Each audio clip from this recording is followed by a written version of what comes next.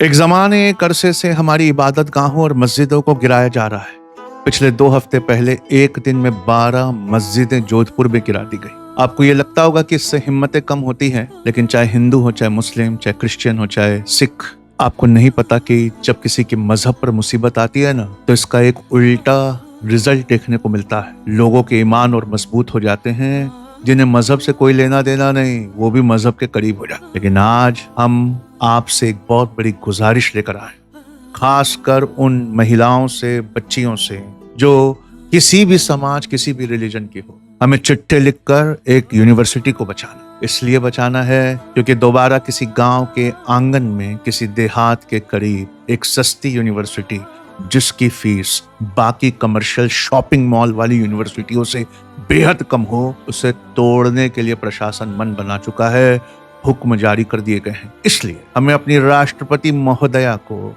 Honourable president of India, जिनका दिल बहुत मशहूर है कि उनका दिल बहुत नरम है, क्योंकि आप खुद एक हम्बल बैकग्राउंड से आई हैं, इसलिए जितनी बात मैं बोलने जा रहा हूं आपसे अच्छा कोई नहीं समझता।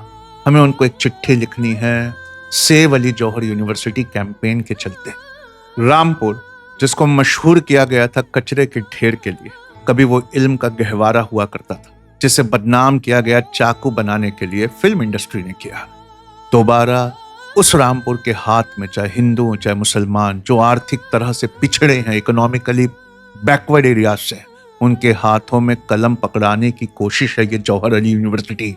और अगर ये गिर गई तो चुपचाप अपने इलाके के 400 गांवों पर ये एक ऐसा असर डालेगी कि उन्हें कमजोर कर देगी। एक गिरी हुई यूनिवर्सिटी की दीवार का मतलब है एक आवाज कम, एक डॉक्टर खत्म, एक वकील खत्म, एक इंजीनियर खत्म, एक आवाज भी खत्म है। ऐसे 10,000 जहन जिनको एक साथ रोशनी की तरफ मोड़ा जा सकता था, उन आईनों को चकनाचूर कर दिया जाएगा।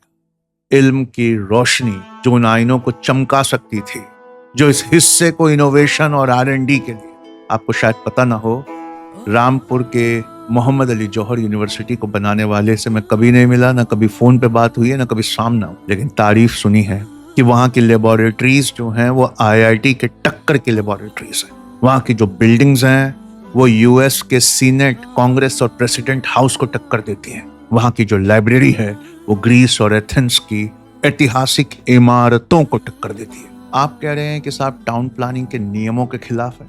वहां लिखा हुआ है कि टाउन प्लानिंग का RDA, रामपुर डेवलपमेंट अथॉरिटी, तब बना ही नहीं था जब ये यूनिवर्सिटी बनकर तैयार हो चुकी। आप कह रहे हैं कि ये टाउन के प्लानिंग के खिलाफ है। उल्टा है सर, आपके टाउन का कोई नाम नहीं है। उस नाम को बरकरार रखने और आगे बढ़ाने और सारी दुनिया इस हिस्से को सबसे पढ़ा लिखा हिस्सा जाने, इसके लिए वो यूनिवर्सिटी बनाई। और हमारे हर इलाके हमेशा इसीलिए के लिए जाने जाते थे। लखनऊ अपनी तहजीब के लिए जाना जाता था। आजमगढ़ इतना पढ़ा लिखा होता था कि वहां के लोग अपने सरनेम के आगे आजमी लगाते थे। अलीगढ़, वहां के बच्चे आपको शिकागो में न्यूरो साइंस के रिसर्चर के रूप में मिलेंगे। ऑस्ट्रेलिया में एनवायरमेंटल रिसर्च करने के सबसे प्रमुख साइंटिस्टों में उनका नाम मिलेगा। आप नहीं जानते, हैदराबाद, उसने उर्दू को पैदा किया था। हमारी हर बस्तियां इल्म का गहवारा होती थी और हम वो उसको वापस क्लेम करके मानेंगे। हमारी आसमानी किताबों में पहला हुक्म इबादत का नहीं है, नमाज पढ़ो ये नहीं है। हमारी आसमानी किताब में पहला हुक्म है पढ़ो। जब इस यूनिवर्सिटी को गिराया जा रहा है तो मानो ये ऐसे है जैसे पहले हुक्म को ढाया जा रहा है। हमारी किताब ये भी कहती है कि एक आलिम यानी पढ़े लिखे की मौत दुनिया की मौत के बराबर है। तो सोचिए, जहां उसे पढ़ा लिखा बनाया जाता है, उस इदारे, उस इंस्टीट्यूशन में उसको मार दिया जाए तो आने वाली कितनी दुनियाओं की मौत है, आने वाले नस्लों तक इसकी कितने बुरे असर होंगे। वैसे मैं कमर्शियल यूनिवर्सिटीज के बहुत खिलाफ रहता हूँ। ये एजुकेशन का शॉपिंग मॉल है जहां पर जिसके पास जितना पैसा हो उसके पास उतनी बड़ी डिग्री होती है। लेकिन यूनिवर्सिटी की जो असली क्लासरूम होती है ना, ये हमारे अलीगढ़ ने हमको सिखाया, जहां एक कमरे में एक सीनियर और 2 जूनियर रहा करते थे। ये सीनियर इन 2 जूनियरों पर नजर रखता, उनको मेंटरिंग करता, उनकी पेरेंटिंग करता। जब उसके माँ बाप मिलने आते तो वो पैसा भी सीनियर के हाथ में देकर जाते। सीनियर उनको अकाउंटेबिलिटी और आंसरेबल बनाता। इसीलिए तो उस यूनिवर्सिटी को बचाना है सर। पता है क्यों? क्योंकि यूनिवर्सिटियों की असली क्लासरूम हॉस्टल का कमरा आधी रात को ऐसा होता है, जहां पर एक लोहार का बेटा एक जुलाहे के बेटे को पढ़ाता है और दोनों मिलकर ये तय कर लेते हैं कि जिन जंजीरों में हमारी खानदान और खासकर हमारे वालिद को बांधे रखा गया, हमें वहां और बंधे रहने की जरूरत नहीं है। आपको नहीं पता, नफरत की आग में जल रहा है पूरा मुल्क। वहां पर हर कैंपस अमन का एक छोटा रिहर्सल है। नफरत की आग में झुलसते इस देश में हर कैंपस अमन का एक छोटा रिहर्सल है सर। हिंदू और मुस्लिम जब एक बेंच पर बैठते हैं, बड़ी जात और छोटी जात जब एक कैंटीन से खाते हैं, चाहे वो अमीर हो या गरीब, जब वो एक डेडलाइन शेयर करते हैं, तो ये अमन का एक रिहर्सल है। आप इसको गिरा देंगे तो बाद में ये मत पूछिएगा कि पूरा देश कैसे गिर गया। मैंने मोहम्मद अली जौहर यूनिवर्सिटी का गेट कल पहली बार टीवी में देखा। बड़ा भव्य गेट है। अंदर की इमारतें ऐसी हैं जो दुनिया के किसी भी इमारत को टक्कर दे सके। एक छोटे से टाउन जो अपने गाँव के लिए जाना जाता है, वहां ये यूनिवर्सिटी ने सर उठाया है। इससे पहले पता है वहां क्या होते थे? और आप अगर गरीब बैकग्राउंड से आए होंगे तो आपको पता होगा, गरीबी कोई हालात नहीं है, ये एक विरासत है। बाप से बेटे को जैसे खानदानी नाम मिलता है ना, वैसे हमारे यहाँ गुर्बत विरासत में मिलती है। कर्ज, खौफ, झुका हुआ सर, छोटे ख्वाब, इसका पार्सल नस्लों दर नस्लों चले आता है। लेकिन ये पार्सल बिना डिलीवरी के ठीक उसी वक्त लौट जाता है जब अगली नस्ल का एक बच्चा पढ़ाई कर ले। जिस रामपुर को चाकू बनाने के लिए बदनाम किया गया, उस रामपुर के इस गेट से जब आप अंदर दाखिल होते हैं तो चाहे आप रिक्शे वाले के बेटे हों या मिनिस्टर के बेटे, दाखिल एक साथ होते हैं, लेकिन निकलते वक्त अक्सर ये होता है कि रिक्शे वाले के बेटे के नंबर मिनिस्टर और आईएएस के बेटे से ज्यादा होते हैं। ये कॉन्स्टिट्यूशन ऑन टू लेग्स है सर। आपने कॉन्स्टिट्यूशन को हमेशा किताबों में देखा होगा, कभी चलते नहीं देखा होगा। एक रिक्शे वाले का बेटा जब यूनिवर्सिटी के गेट से एक ऐसी डिग्री लेकर निकलता है तो वो अकेले नहीं निकलता, उसका पूरा खानदान जो है वो गुर्बत से बाहर निकलता है। आपको पता है, गुर्बत यानी गरीबी, ये इकोनॉमी की गरीबी नहीं होती, ये पैसे या माशियत की गरीबी नहीं होती, ये मौके सीढ़ी की गरीबी होती है। सीढ़ी या मौकों की गरीबी होती है। बाप एक पायदान चढ़ता है, बेटी 3 पायदान चढ़ती है, पोती छत को छूती है। इस सीढ़ी को आप गिरा दीजिए, एक साथ 3 नस्ल मुंह के बल गिर जाएंगी। रामपुर को इससे बड़ा तोहफा नहीं मिल सकता। हम अपने राष्ट्रपति महोदया से एक लेटर में अपील करते हैं कि हमारी इस यूनिवर्सिटी को उन्हें बचाना होगा। आपको पता नहीं है, जब एक पढ़ी लिखी बच्ची आती है तो क्या होता है। एक पढ़ा लिखा बेटा एक बढ़ी हुई कमाई हो सकता है, लेकिन एक पढ़ी हुई बच्ची एक बदला हुआ घर होती है, और बदला हुआ घर एक बदली हुई नस्ल होती है। जब पढ़ी लिखी बच्ची किसी दवा का पर्चा पढ़ती है तो एक जान बच जाती है। जब एक पढ़ी लिखी बच्ची किसी कर्ज के कागजात को पढ़कर अपने माँ बाप को समझाती है, अपने गांव वालों को समझाती है, तो एक खेत हड़पने से बच जाता है, एक अंधा अंगूठा लगने से बच जाता है। जब एक पढ़ी लिखी बच्ची एप्लीकेशन लिखती है, किसी की पेंशन बहाल हो जाती है, किसी का वजीफा बहाल हो जाता है, किसी का नाम राशन कार्ड में आ जाता है। आप बुलडोजर लाकर जब ये ईंटें गिराएंगे ना, तो ये ईंटें उन दवा की पर्चियों पे गिरेगी, उन पेंशन राशन के नामों पर गिरेगी। ये ईंटें सिर्फ इन बेटियों पर नहीं गिरेगी, इनकी बेटी और फिर उनकी बेटी और फिर उनकी बेटी, नस्ल दर नस्ल ये गिरती रहेगी। पता है क्यों? क्योंकि शहर दूर है और वो महंगे हैं और अनसेफ है। तो जिसके पास पैसा है वो अपने बेटों को तो वहां भेज देगा, लेकिन बेटियों से आप हक छीन रहे हैं इस यूनिवर्सिटी को गिराकर। और बनाने वाले का एक एहसान है जिसे इतिहास में दर्ज किया जाएगा। उसने इस यूनिवर्सिटी की जो फीस है वो बाकी यूनिवर्सिटियों से कम रखी है। इसलिए राष्ट्रपति महोदय, मैं आपसे हाथ जोड़कर विनती करता हूं कि आपको ये यूनिवर्सिटी को तोड़ने से रोकने के ऑर्डर देने होंगे। कहाँ तो एक बच्ची 21 साल की उम्र में ग्रेजुएट होकर निकलने वाली थी, कहाँ वो 17 में ब्याह दी जाएगी। आपका कार्यकाल और बरकरार रहे, ऐसे नरम दिल वाले एडमिनिस्ट्रेशन की सबसे ऊंची पोस्ट पर रहे, ये हमारी दुआ है। लेकिन आपके नाम को रहती दुनिया तक कोई नहीं मिटा पाएगा अगर आप इस ग्रामीण इलाके के आंगन में इस यूनिवर्सिटी को बचा लेंगे। हमें लेटर लिखने होंगे, हमें जज्बात और अंदर से छुपी हुई मोहब्बत को फिर से लोगों के दिलों में जिंदा करना होगा। हमारी अपनी तारीख इस बात की गवाह है। अलीगढ़ में जब अब्दुल्ला पापा मियाँ बच्चियों के मदरसे के लिए उठे तो पूरे अलीगढ़ ने उनका विरोध किया। कहा, क्या कर रहे हैं बड़े मियाँ, आसमान गिर जाएगा। आसमान तो नहीं गिरा, डॉक्टरी बेटियां उठी, वकील बेटियां उठी, आईएएस और पीसीएस उठी, लॉयर्स उठी और प्रोफेसर्स उठी। हमें इसीलिए इस मुल्क की हर बच्ची से अपील है, और हो सके ना तो लेटर तो पोस्ट करना ही, लेकिन लेटर लिखते वक्त save our university, give us a chance to study. चाहे आप केरला में क्यों ना रहते, चाहे आप कर्नाटक में क्यों ना रहते, चाहे आप कश्मीर में क्यों ना रहते, आपको राष्ट्रपति महोदया के पते पर इस खत को भेजना होगा, वरना यह होगा कि आने वाली 40 नस्लें वो वहां पर बर्बाद हो जाएंगी। आपको कोरोना के वक्त की दास्तान याद है, जब लोग पैदल मुंबई से चलकर, चेन्नई से चलकर उत्तर प्रदेश और बिहार पहुंच रहे थे। उन्हें प्रशासन ने अपने हाल पर छोड़ दिया। हर 1 किलोमीटर पार करने में उनके 100 रुपये गायब हो जाते थे। जब ट्रक उनको लिफ्ट देने के लिए रुकते तो इतना भारी किराया बताते कि उनके कंधे और भारी हो जाते, वो अपने बच्चों तक को नहीं उठा पाते। तो हमने सीन देखे थे, सुटकेस पर लदे हुए, आधे सोए हुए, थके हारे बच्चे। ये कतारें बिहार की तरफ गई थी, ये कतारें ईस्टर्न यूपी की तरफ गई थी, ये वेस्टर्न यूपी की तरफ नहीं गई इतनी सारी। पता है क्यों?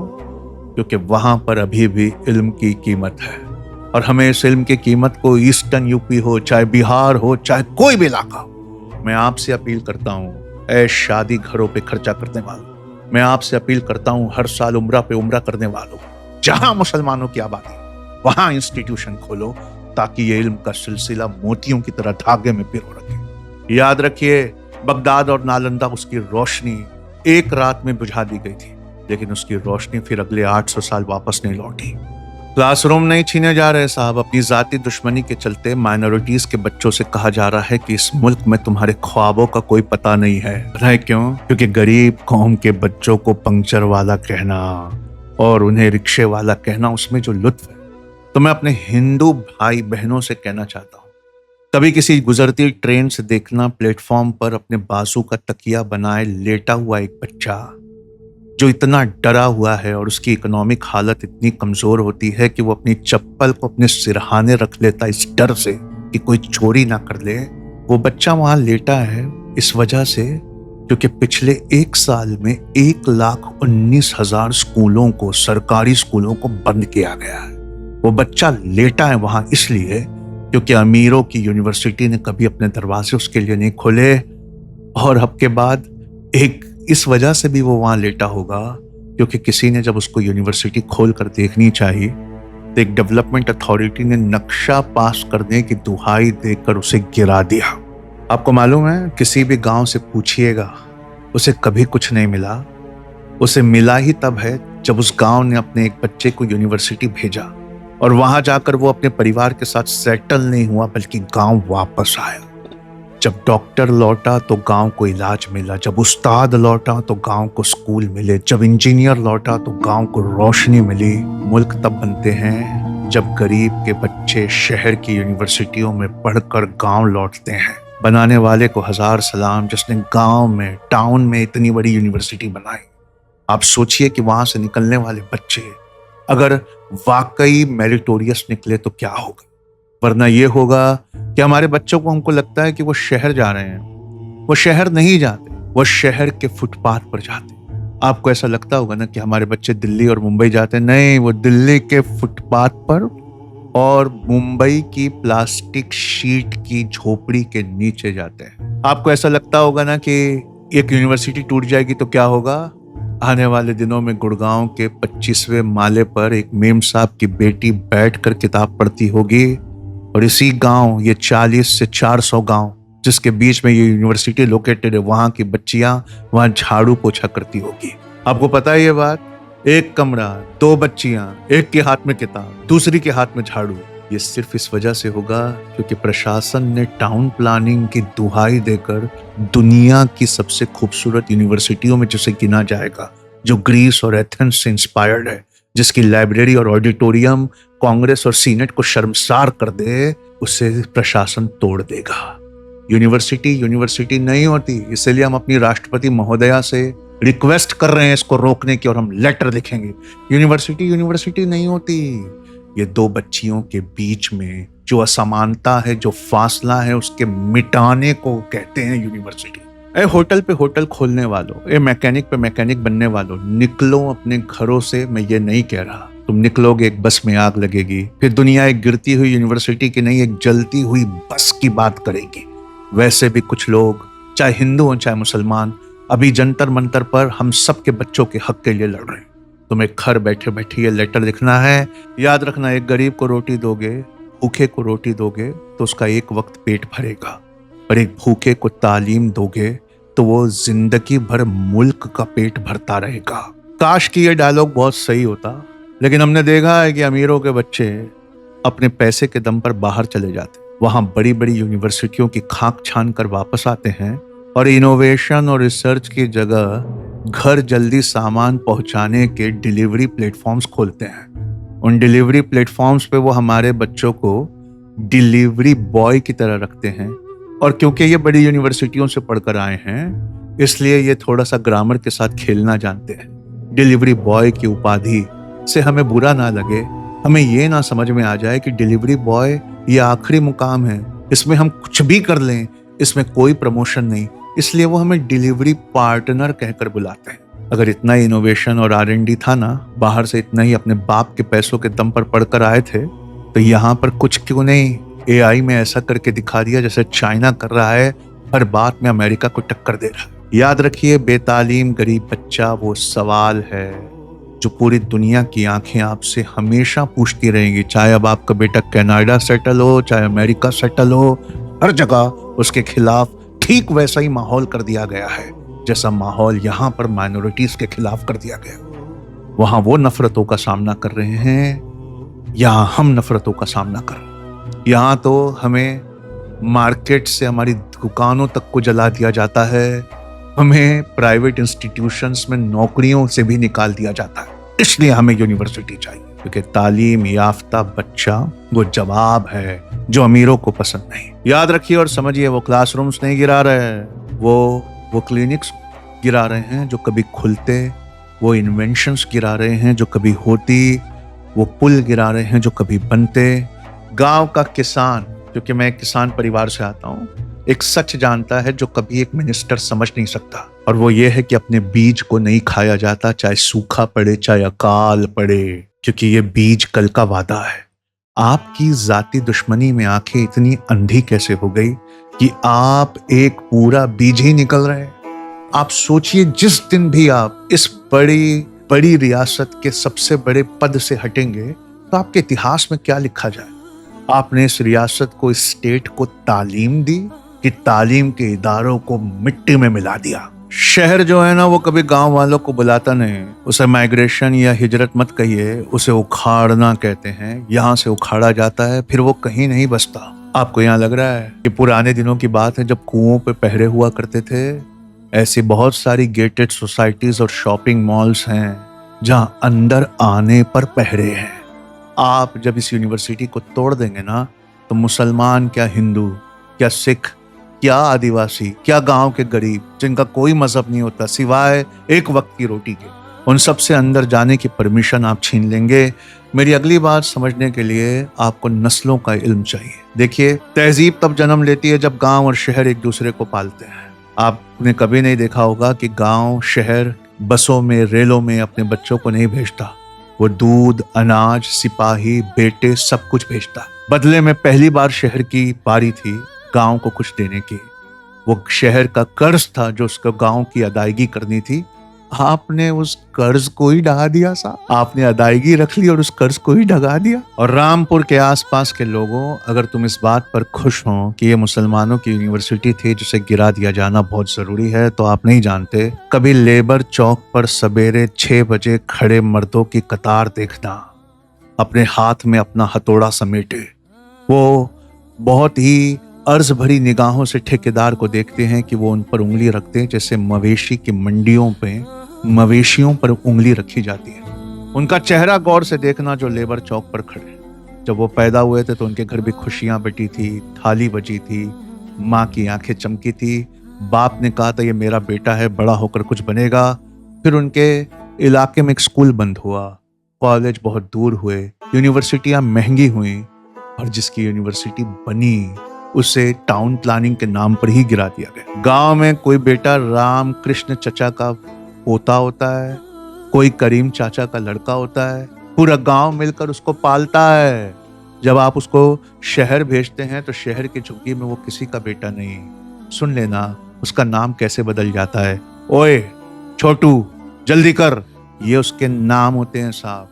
पहले नाम छीनता है, बाद में सब कुछ छीनता है। इसलिए मैं अपनी माँ और बहनों से ये अर्ज करता हूँ, तुम चाहती हो कि तुम्हारे शौहर, तुम्हारे बेटे, तुम्हारे भाई, तुम्हारे वालिद शहरों में आए और यहाँ फंस ना जाए, क्योंकि शहरों में सिर्फ इतना दिया जाता है कि अगली सुबह तक हम जिंदा रह सके। कभी इतना नहीं दिया जाता कि हम अपने गांव लौट सके, सिवाय दिवाली और ईद पर। अगर तुम चाहती हो कि वो अपने घर से बाहर निकले, अगर तुम चाहती हो कि वो इतना कमाएं कि रेल का किराया उनकी महीने भर की मजदूरी से ज्यादा महंगा ना हो, तो एक चिट्ठी राष्ट्रपति महोदया के नाम पर लिखिए और उनसे कहिए कि जब वो लोग बुलडोजर लेकर आए तो जिस हुक्म के चलते वो आए हैं उस हुक्म को सिर्फ आप ही रोक सकती हैं। मेरी बात आखिरी उन अफसरान से हैं जो कानून का हवाला देकर इसको गिराने जा रहे हैं। अगले 1 हफ्ते में आप हमारी यूनिवर्सिटी गिरा देना। गिरा कर जब लौटना तो घर पहुंचकर देखना आपका बेटा एक जलते हुए बल्ब के नीचे होमवर्क कर रहा होगा। पूरे 1 मिनट देखना, फिर उसके सर पे हाथ रखना। इसका ये हक छीन ना जाए और आपकी नौकरी चली ना जाए, इसके लिए आपने 3000 बच्चों का ये हक छीन लिया। वो बच्चे को अगर हक मिल भी गया तो उसके बदले 3000 बच्चों की बलियां चढ़ी हैं। इजराइल ने फिलिस्तीन में सबसे पहले 97% स्कूलें, यूनिवर्सिटीज, कॉलेज और मेडिकल हॉस्पिटल्स गिराए हैं। क्या ये उसकी शुरुआत है? इसलिए एक कागज उठाइए, उस पर राष्ट्रपति का पता लिखिए और उस पर लिखिए सेव अली जौहर यूनिवर्सिटी। उसमें प्रधानमंत्री का नाम लिखिए जिन्होंने नारा दिया है बेटी बचाओ बेटी पढ़ाओ, और इस यूनिवर्सिटी को हर कीमत पर बचाइए। इसके बिना ना आपका हज कबूल है ना नमाज कबूल है साहब। आप लब्बैक अल्लाहुम्मा लब्बैक का नारा लगा लीजिए हमारे काबे का तवाफ करते हुए। ये वो दौर है जब 45,000 बच्चों को मारा गया है। क्या आपका हाजिर होना और रब के सामने सर झुकाना कबूल होगा? आपको उठकर पहली आयत को कायम करना होगा। आपको इकरा का मतलब लिखकर, यूनिवर्सिटी को बचाने की दुहाई लिखकर, और सिर्फ पढ़े लिखे लोगों से बोल रहा हूँ, किसी और से नहीं बोल रहा हूँ, उस पर लिखकर कि सेव अली जौहर यूनिवर्सिटी आपको राष्ट्रपति भवन के पते पर भेजना। I hope you will do the needful. I will see you next time.